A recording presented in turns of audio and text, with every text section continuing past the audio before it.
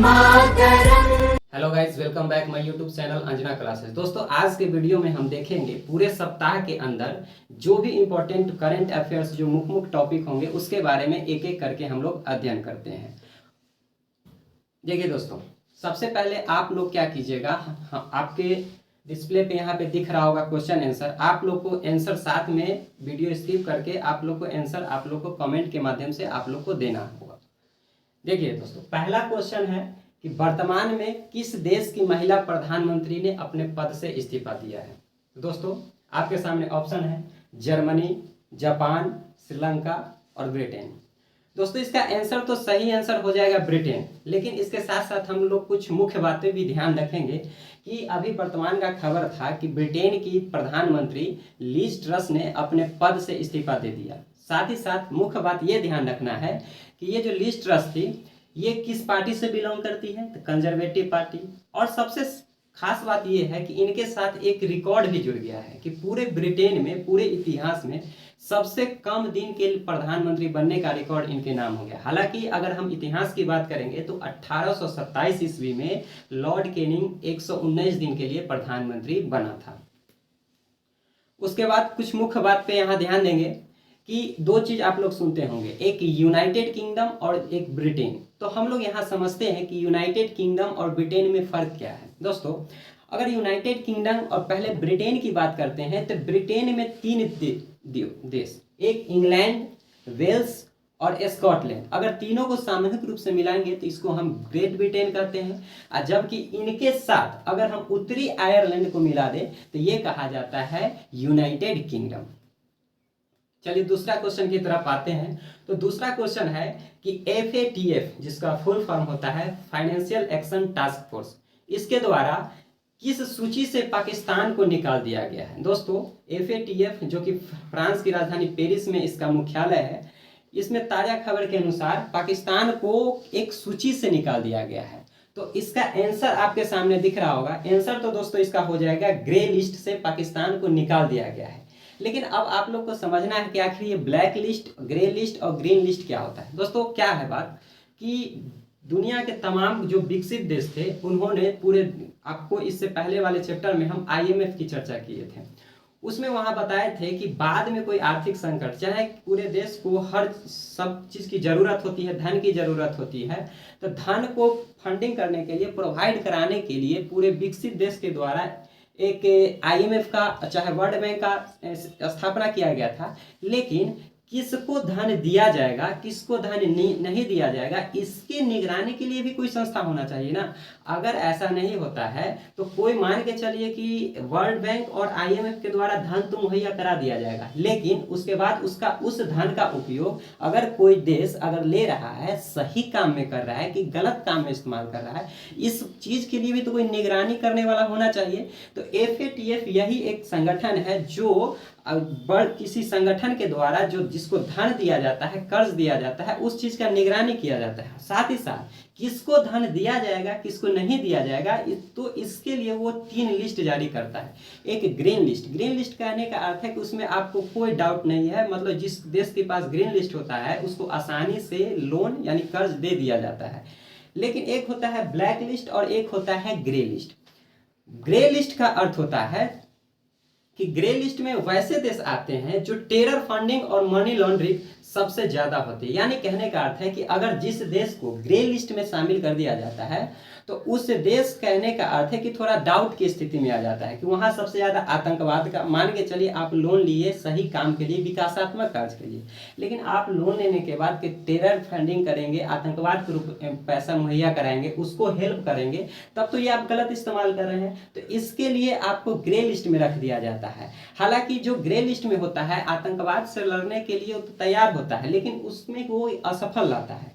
लेकिन अगर आपको ब्लैक लिस्ट में रख दिया जाएगा तो ब्लैक लिस्ट में जो जो देश आ जाते हैं उसको किसी भी शर्त पे उसको धन मुहैया नहीं कराया जाता है। तो मेनली यही अंतर आप ग्रे लिस्ट और ब्लैक लिस्ट में देख पाए। इसका कार्य आप FATF का देख सकते हैं कि आतंकवादी वित्त पोषण और मनी लॉन्ड्रिंग पर क्या करना है, इसका रोक लगाना होता है। अब अगले क्वेश्चन पे आते हैं। अगला क्वेश्चन है रसिया यूक्रेन वार, अभी आप देख रहे हैं जो पूरे युद्ध हो रहा है, उसमें एक शाहिद ड्रोन का इस्तेमाल किया गया है। रूस के द्वारा एक शाहिद ड्रोन का इस्तेमाल कर रहा है। तो आप लोग को बताना है कि ये जो शाहिद ड्रोन है वो किस देश द्वारा निर्मित किया गया है। तुर्की, चीन, भारत और ईरान। तो जैसा कि आप लोग देख पा रहे होंगे कि इसका सही आंसर हो जाएगा ईरान। लेकिन सवाल ये आता है कि आखिर ये ड्रोन क्या होता है। तो ड्रोन कहने का अर्थ है कि इसको आप सीधे सीधे आंसर में आप लोग हम जान सकते हैं कि चालक रहित कोई विमान होता है उसको ही ड्रोन कहा जाता है। कुछ इंपॉर्टेंट ड्रोन की बात करें तो तुर्की का ये हो गया, यूनाइटेड स्टेट का हो गया और चाइना का हो गया। तमाम ये जो नाम आप स्क्रीन पे देख पा रहे होंगे ये अलग अलग देशों के द्वारा निर्मित किया गया मानव ड्रोन है। चौथा इंपॉर्टेंट क्वेश्चन है दोस्तों कि विश्व का ऐसा पहला कौन सा देश है जो नैनो यूरिया का व्यावसायिक उत्पादन शुरू किया है। ऑप्शन है इजराइल, भारत, अमेरिका और चीन। दोस्तों इसका सही आंसर तो भारत हो जाएगा। लेकिन हम लोग समझते हैं कि ये यूरिया और नैनो यूरिया में क्या फर्क है। जैसा कि आप लोग देख पाए होंगे कि आपके गांव या घर में कृषि होता था पहले, तो आप देखते होंगे कि घर में खेतों में कुछ खाद छीटा जाता था, यूरिया इस टाइप से आप लोग देखे होंगे। तो अगर आप विचार कीजिए कि एक बोरा का खर्च देखिए, एक बोरी यूरिया में तो उसको लागत कितना ज्यादा होता था, परेशानी कितना था, लागत ज्यादा होता था। दूसरा नंबर बात कि इसका कॉस्ट भी ज्यादा पड़ता था और यातायात में भी इसका क्या होता है, एक जगह से दूसरी ले जाने में थोड़ा परेशानी होता था। और दाम भी अभी अमूमन देखिएगा आप अपने क्षेत्रों में तो 1000 प्लस इसका दाम उससे ऊपर ही होता है, अभी पड़ रहा है। जरा विचार कीजिए कि अगर इसके जगह इसका काम एक छोटा सा बोतल कर दे और मात्र उसका कीमत 240 रुपया पड़े और काम उतना ही करे तो कितना फायदा होगा। तो यही काम भारत के द्वारा किया गया है। नई दिल्ली में भारतीय कृषि अनुसंधान परिषद का एक सम्मेलन हुआ, बैठक हुआ, जिसमें मोदी जी के द्वारा कुछ प्रमुख बातें की गई। पहला है कि यह रसायन एवं उर्वरक मंत्रालय के तहत, क्योंकि ये लोग रसायन और उर्वरक मंत्रालय के तहत आएगा, उसने प्रधानमंत्री ने 600 प्रधानमंत्री किसान समृद्धि केंद्रों का उद्घाटन किया और साथ ही साथ एक परियोजना का लॉन्च किया गया, प्रधानमंत्री जन उर्वरक परियोजना, अर्थात एक राष्ट्र एक उर्वरक, यानी एक राष्ट्र में एक ही प्रकार का उर्वरक का उत्पादन होगा। और साथ ही साथ एक प्रमुख बात देखेंगे कि इस सम्मेलन के तहत प्रधानमंत्री किसान समृद्धि योजना के तहत जो किसानों को किस्त दिया जाता है, सहायता दिया जाता है, उनके तहत प्रधानमंत्री ने 12वीं किस्त के तहत टोटल 16,000 करोड़ रुपया को आवंटित किया गया है।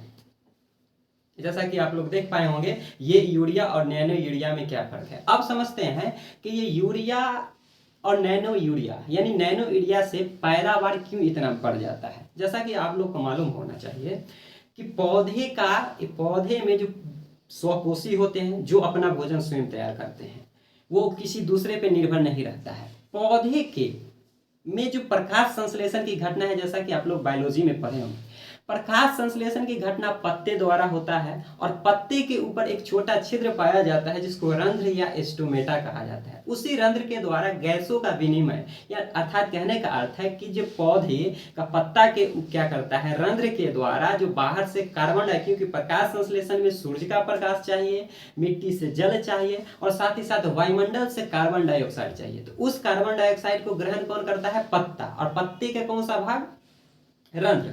जरा विचार कीजिए, वो यूरिया छींटने से पहले क्या होता था कि सही उसके रंध्र के माध्यम से उसका जो यूरिया का अंश उसमें नहीं जा पाता था। लेकिन अगर अभी जो यहाँ आप फिगर देखे थे, ये छोटे माध्यम से, ये एमएल से, ये ठीक से क्या करता है, बिल्कुल सही जगह पे कहाँ पहुंच जाता है, तो रंध्र पे, पौधे के ऊपर रंध्र पाया जाता है जो क्लोरोफिल की उपस्थिति में किसकी प्रकाश संश्लेषण की घटना होता है। जब वो रंध्र पे पहुंचेगा तो ठीक से उसके सही जगह पे पहुंच जाएगा, रंध्र में, जिससे उसके कारण क्या होता है, उसकी क्लोरोफिल की संख्या में बढ़ोतरी होती है और क्लोरोफिल की संख्या में बढ़ोतरी होने से उसका पैदावार क्या होता है, उसकी उपज में क्या हो जाती है, वृद्धि हो जाती है। और मुख्य उद्देश्य क्या था, हम लोग को पैदावार बढ़ाना, यानी उसकी उपज में बढ़ोतरी करना।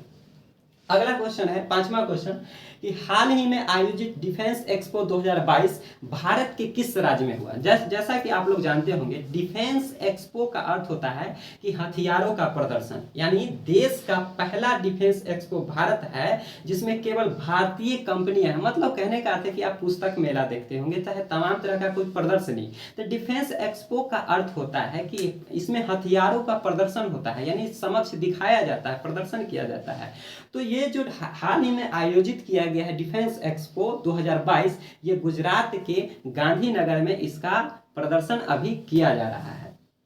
और छठा क्वेश्चन है दोस्तों कि G20 की बैठक 2022 में किस देश में प्रस्तावित है। जैसा कि आप लोग को पता होना चाहिए कि भारत 2023 में G20 अगले साल जो G20 का अध्यक्षता करेगा वो भारत, इसका जो सम्मेलन है नई दिल्ली में, इसका मेजबानी होगा। लेकिन क्वेश्चन क्या पूछ रहा है, क्वेश्चन पूछ रहा है कि G20 की बैठक में 2022 में जो बैठक होगा इस कि कौन सा देश में प्रस्तावित है।